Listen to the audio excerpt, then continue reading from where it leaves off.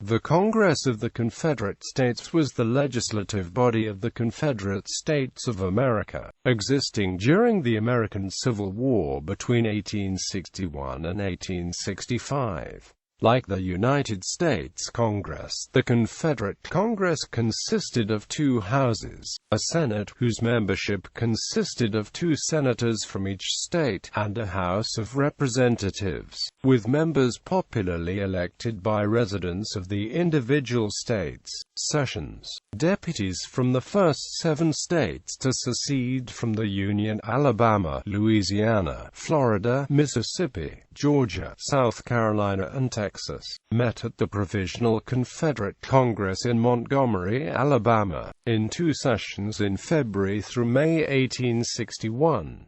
They drafted and approved the Confederate States Constitution, elected Jefferson Davis President of the Confederate States, and designed the Confederate flag. Following the attack on Fort Sumter in April 1861, the remaining states which seceded from the Union sent delegates to the Confederate Congress, which met in 3 additional sessions between July 1861 and February 1862 in the Confederate capital of Richmond, Virginia. Elections for the first Confederate Congress were held on November 6, 1861. While congressional elections in the United States were held in even-numbered years, elections for Confederate congressmen occurred in odd-numbered years.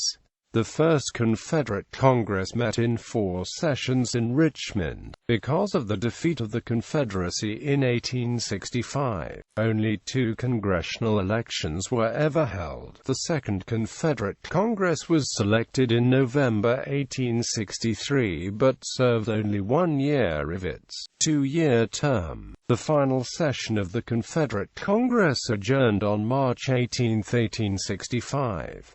That month, one of its final acts was the passage of a law allowing for the emancipation and military induction of any slave willing to fight for the Confederacy. This measure had originally been proposed by Patrick Cleburne a year earlier but met stiff opposition until the final months of the war, when it was endorsed by Robert E. Lee. The final sentence recorded in the proceedings of the Confederate Congress reads, "The hour of 2 o'clock having arrived, the Speaker announced that the House stood adjourned. Signed I."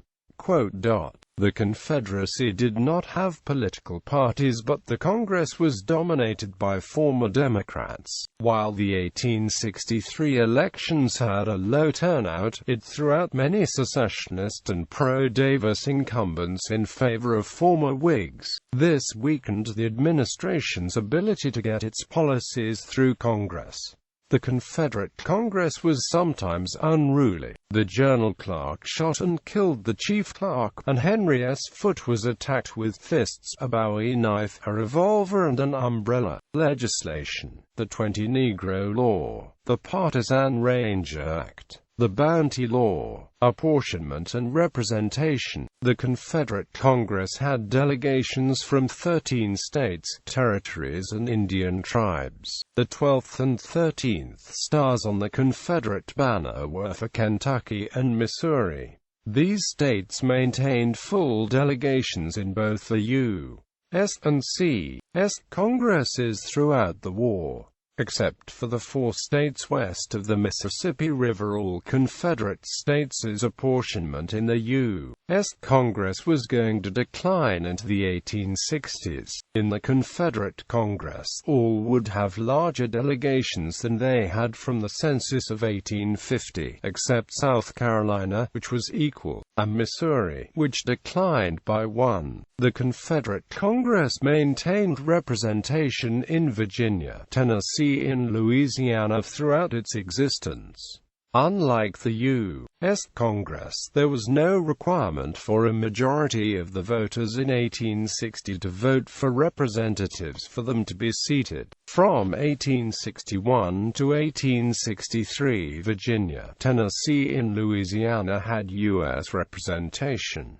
Then, for 1863 to 1865, only the newly made West Virginia had U.S. representation. West Virginians living in counties not under federal control, however, continued to participate in Confederate elections, although Tennessee was not said to be in rebellion by Lincoln's Emancipation Proclamation in January 1863. By March, it had no representation in the U.S. Congress. Media depictions. The 1989 motion picture Glory portrayed an act of the Confederate Congress to execute black troops as well as white officers captured in command of them. This was loosely based on General Order 111 by Jefferson Davis calling for the return of any African Americans caught bearing arms be delivered to respective state governments where they were to be treated as armed slaves in insurrection against the authorities of the different states of this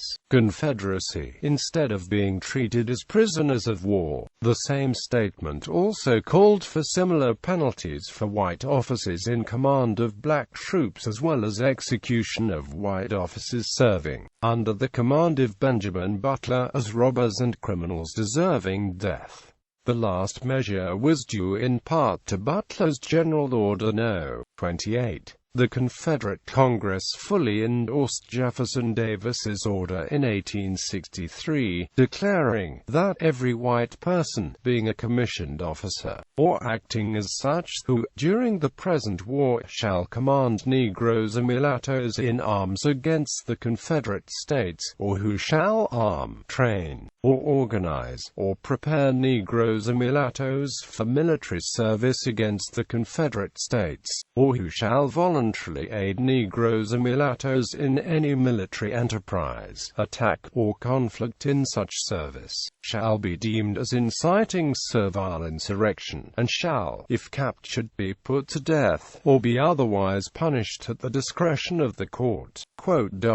A passing mention of the Confederate Congress is made in the miniseries Roots. In the final episode of the series, set during Reconstruction, a former Confederate States Senator named Arthur Johnson arrives in the local county to begin several business ventures including buying up all available land and keeping the black population from leaving through heavy interest on sharecropping supplies. The miniseries depicts the former senator as being highly respected by the white population, seemingly to imply that even after the Civil War ex-Confederate Congress members were still regarded with a sense of reverence.